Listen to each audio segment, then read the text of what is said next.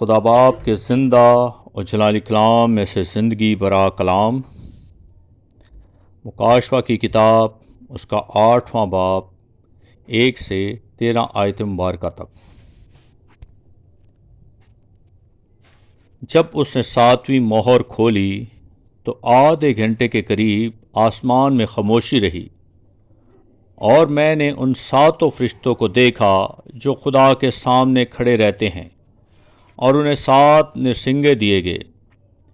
پھر ایک اور فرشتہ سونے کا اونٹ سوز لیے ہوئے آیا اور قربانگاہ کے اوپر کھڑا ہوا، اور اس کو بہت سا اونٹ دیا گیا تاکہ سب مقدسوں کی دعاؤں کے ساتھ اس سنہری قربانگاہ پر چڑھائے جو تخت کے سامنے ہے۔ اور اس اونٹ کا دھواں فرشتہ کے ہاتھ سے مقدسوں کی دعاؤں کے ساتھ خدا کے سامنے پہنچ گیا،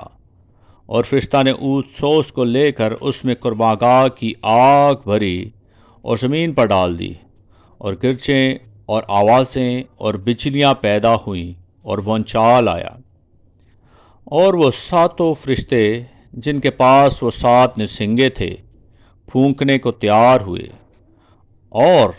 جب پہلے نے نرسنگا پھونکا تو خون ملے ہوئے اولے اور آگ پیدا ہوئی اور زمین پر ڈالی گئی، اور 1/3 زمین جل گئی، اور 1/3 درخت جل گئے، اور تمام ہری گھاس جل گئی۔ اور جب دوسرے فرشتے نے نرسنگا پھونکا تو گویا آگ سے جلتا ہوا ایک بڑا پہاڑ سمندر میں ڈالا گیا، اور 1/3 سمندر خون ہو گیا، اور سمندر کی 1/3 جاندار مخلوقات مر گئی، اور 1/3 جہاز تباہ ہو گئے۔ اور جب تیسرے فرشتے نے نرسنگا پھونکا تو ایک بڑا ستارہ مشعل کی طرح جلتا ہوا آسمان سے ٹوٹا، اور 1/3 دریاؤں اور پانی کے چشموں پر آ پڑا۔ اس ستارے کا نام ناگ دونا کہلاتا ہے، اور 1/3 پانی ناگ دونے کی طرح کڑوا ہو گیا، اور پانی کے کڑوا ہو جانے سے بہت سے آدمی مر گئے۔ اور جب چوتھے فرشتے نے نرسنگا پھونکا تو 1/3 سورج اور 1/3 چاند اور 1/3 ستاروں پر صدمہ پہنچا،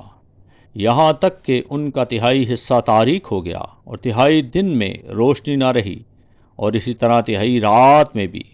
اور جب میں نے پھر نگاہ کی تو آسمان کے بیچ میں ایک عقاب کو اڑتے اور بڑی آواز سے